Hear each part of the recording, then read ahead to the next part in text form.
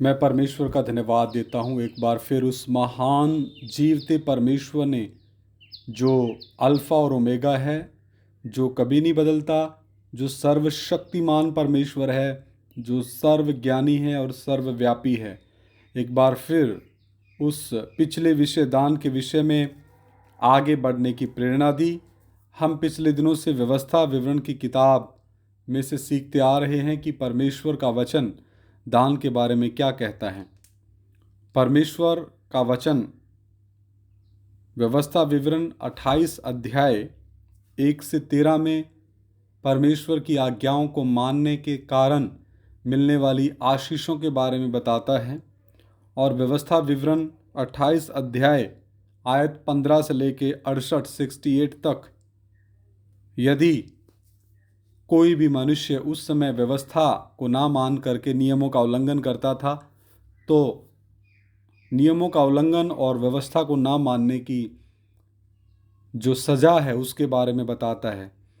आइए अपने सरों को झुकाएं, प्रार्थना करें। मैं धन्यवाद करता हूँ जीवते परमेश्वर, आपने हमें मुझ निकम्मे को एक बार फिर मौका दिया ताकि तेरा जीवता वचन और भी बहुत लोगों तक पहुँचे और हम एक एक किताब में से पुराने नियम में दान के विषय में गहराई से सीख सकें, ताकि कलीसिया बहुत से सेवकों की चालाकियों से बच जाए। पवित्र आत्मा, आप हमें सिखाएं, तेरा वचन और गहराई से आप हमें सिखाएं, हमारी ज्ञान बुद्धि समझ को खोल दे। प्रभु यीशु मसीह के सामर्थी और पवित्र नाम से मैं मांग लेता हूँ, सुनो और ग्रहण करो, आमीन। व्यवस्था विवरण 30 अध्याय की 2 आयत हम पढ़ते हैं। व्यवस्था विवरण 30 अध्याय और उसकी 2 आयत। और अपनी संतान सहित अपने सारे मन, सारे प्राण से अपने परमेश्वर यहोवा की ओर फिरकर उसके पास लौट आए, और इन सब आज्ञाओं के अनुसार जो मैं आज तुझे सुनाता हूं उसकी बातें माने। परमेश्वर के दास मूसा ने व्यवस्था को फिर से परमेश्वर की निज प्रजा इजरायलियों के सन्मुख दोहराया, फिर से विवरण दिया, ताकि वो इनको अपने गले का हार बनाएं, इनको अपने हृदयों में याद करें, अपने हृदयों में परमेश्वर के वचनों को संजोए रखें, ताकि उनके विरुद्ध पाप ना करें।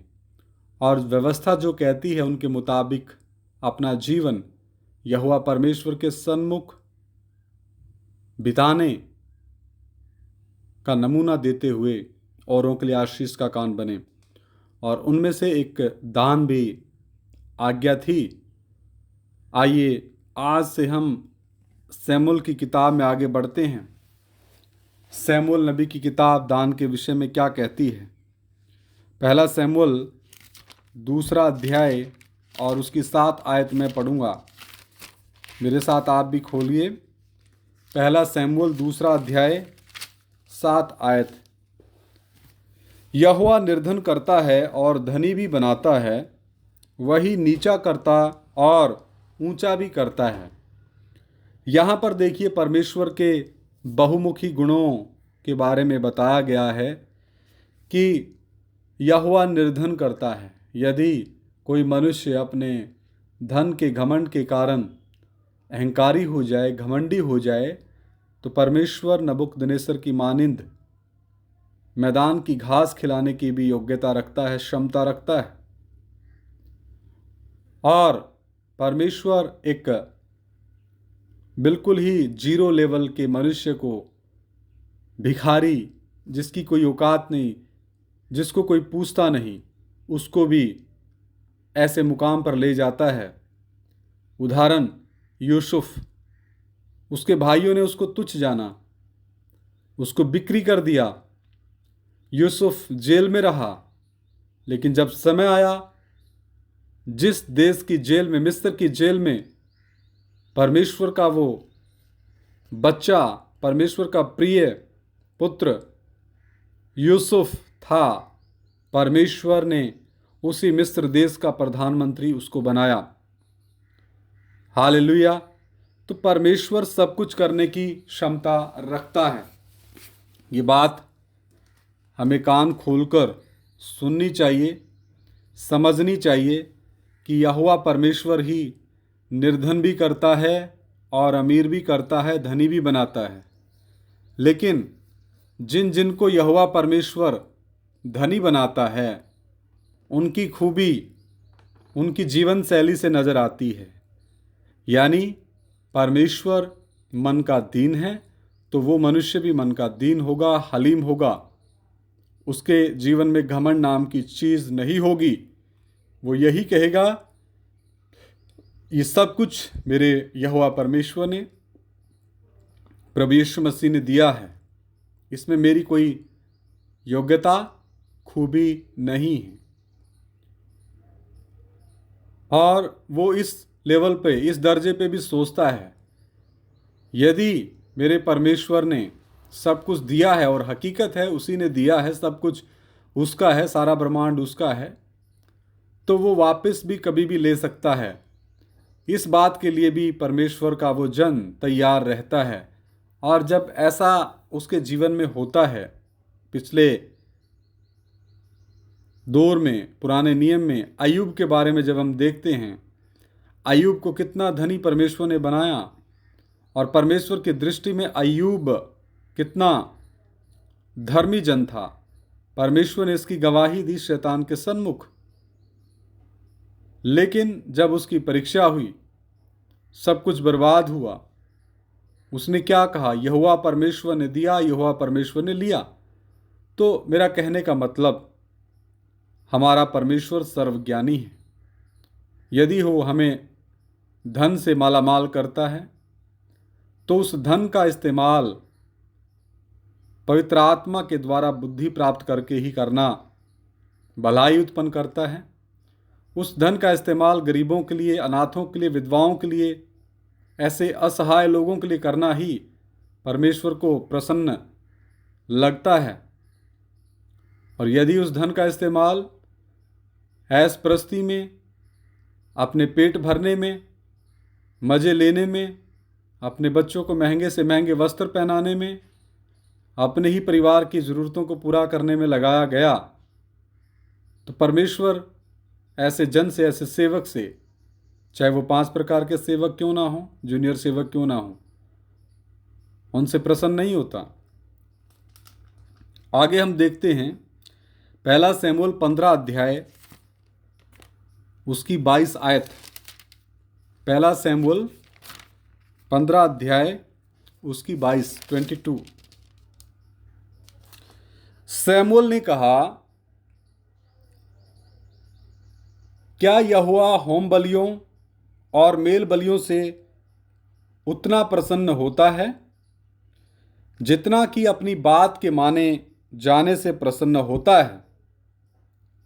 सुन, मानना तो बलि चढ़ाने से और कान लगाना मेढ़ों की चर्बी से उत्तम है। हालेलुया, प्रभु का धन्यवाद हो। इतनी गहरी आयत ये है, एक बार फिर पढ़ूंगा। शमूएल ने कहा, जो शमूएल परमेश्वर का नबी था, क्या यहोवा परमेश्वर होम बलियों और मेल बलियों से उतना प्रसन्न होता है जितना कि अपनी बात के माने जाने से प्रसन्न होता है? सुन, मानना तो बलि चढ़ाने से और कान लगाना मेढ़ों की चर्बी से उत्तम है। तो मेरे प्रियो, परमेश्वर किस बात में प्रसन्न होता है? परमेश्वर की प्रसन्नता हमारी होम बलियों, मेल बलियों जो पुराने समय में थी, आज की दौर में हमारे दान दशवांशों से उतना प्रसन्न नहीं होता जितना कि वो अपने वचन की आज्ञा जो उन्होंने पवित्र आत्मा के द्वारा लिखवा करके दी है, अपनी बात के माने जाने से प्रसन्न होता है। अर्थात परमेश्वर के वचन की आज्ञा को मानना बलि चढ़ाने से उत्तम है, और परमेश्वर के वचन पर कान लगाना वो मेढ़ों की चर्बी से उत्तम है जो पुराने नियम में चढ़ाई जाती थी। तो आज दान दशवांश जो व्यवस्था कहती है, व्यवस्था का हुक्म था कि दान और दशवांश देना है, तो नए नियम में दान और दशवांश के बारे में आगे हम सीखेंगे कि नए नियम में इसका क्या रूप है, किस प्रकार से हम नए नियम में दान और दशवांश के बारे में कलीसिया में अपनी जिम्मेदारी को पूरा कर सकते हैं। लेकिन इस आयत का जो निचोड़ है, निष्कर्ष ये निकलता है मेरे प्रिय भाइयों बहनों, कि परमेश्वर की बात को जब हम लोग मानते हैं और परमेश्वर के वचन पर जब हम कान लगाते हैं, तो ये बात परमेश्वर को प्रसन्नदायक लगती है। और रही बात दान और दशवांश की जो व्यवस्था का नियम था, नए नियम में परमेश्वर का वचन कहता है परमेश्वर खुशी से देने वालों से प्रसन्न होता है। हालेलुया, खुशी से देने वालों से प्रसन्न होता है।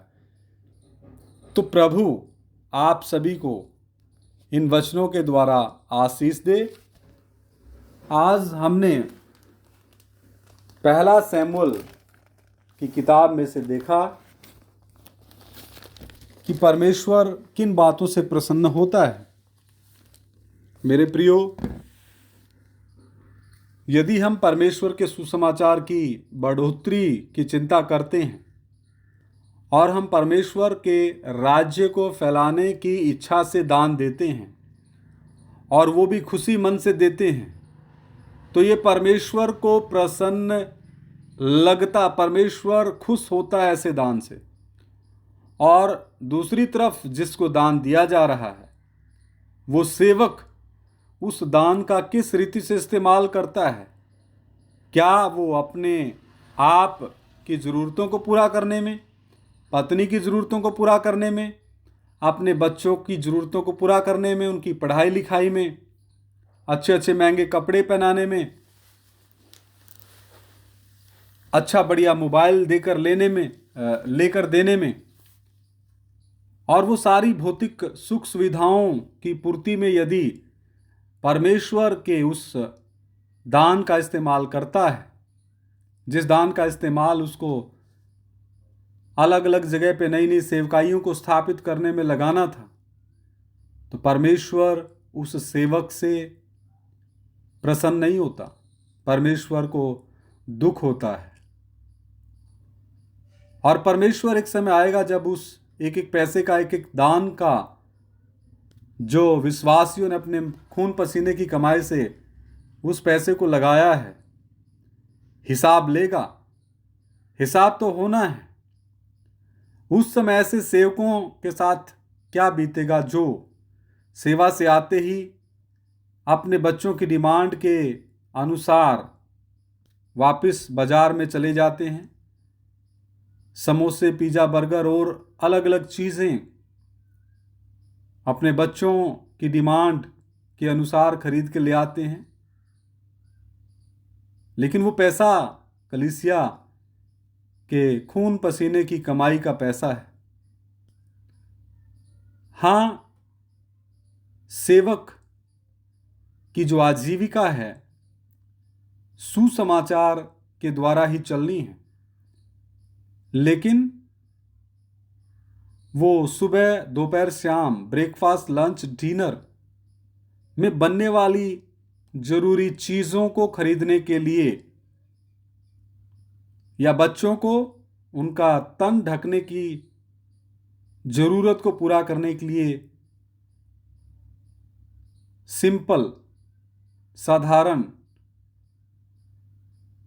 शालीनता को दिखाने वाले कपड़ों को खरीद सकते हैं।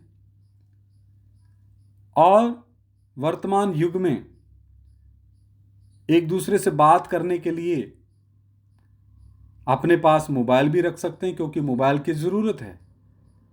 लेकिन दान के पैसे से आप अधिक से अधिक सेवकाई करें, ये परमेश्वर चाहता है। दान के पैसे को लोगों की सेवा में लगाएं, ये परमेश्वर चाहता है, क्योंकि दान का पैसा लोगों ने बड़ी मशक्क़त से, मेहनत से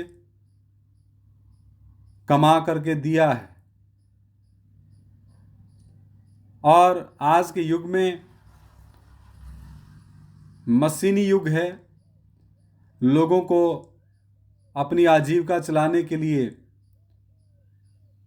दिहाड़ी मजदूरी मिलना भी मुश्किल है, क्योंकि मशीनों ने सभी कामों को अपने कब्जे में ले लिया है।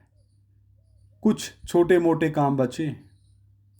तो मेरी हाथ जोड़ के विनती है सभी से, मैं कोई बड़ा ज्ञानी नहीं हूं, परमेश्वर की कलीसिया में आने वाले दान का इस्तेमाल परमेश्वर के तीसरे व्यक्तित्व पवित्र आत्मा की अगुवाई में खर्च करने के लिए आप सभी को परमेश्वर ज्ञान बुद्धि समझ दे। आइए सर झुकाएं, प्रार्थना करें।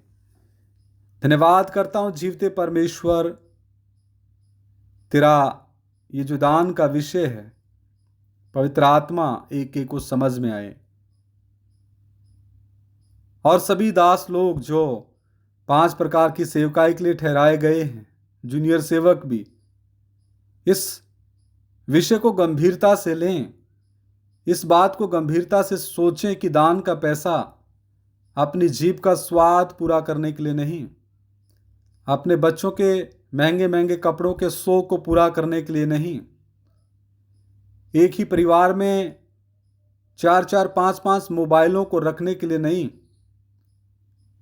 दान का पैसा उन इलाकों में जहां पर सुसमाचार अभी तक नहीं पहुंचा, वहां तक पहुंचकर प्रभु यीशु मसीह का सुसमाचार सुनाने के लिए है। ये बात एक एक को समझ में आने के लिए प्रभु एक एक की ज्ञान बुद्धि समझ खोल दे। और एक और मेरी विनती है, यदि ये बातें कई सेवकों को बुरी लगें तो इन उपदेश की बातों को सह लेना, इसी में भलाई है। प्रेरित पौलुस कहता है, तुम मेरी थोड़ी सी मूर्खता सह लेते। मैं प्रेरित पौलुस के स्थान पर होकर नहीं बोल रहा, मैं तो एक छोटा सा प्रभु के पांव की धूल की मानिंद अपनी औकात को देखता हूं, क्योंकि प्रभु ने मुझे जो प्रेरणा दी, ये वचन आपके बीच में साझा किया कि दान का पैसा कितना महत्वपूर्ण है, कीमती है। और बहुत से सेवकों के प्रार्थना घरों में दान के पैसे से पकी हुई रोटियां डस्टबिन में नजर आती। कितनी गंभीर और भयंकर बात है।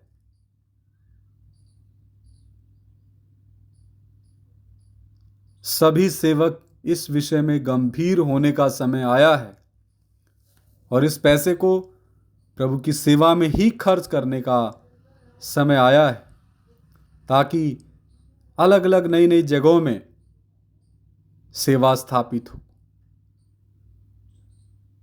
सारी दुआ प्रार्थना प्रभु यीशु मसीह के नाम से मांगते हैं, सुनो और ग्रहण करो। आमीन। सभी को जय मसीह की। मारानाथा।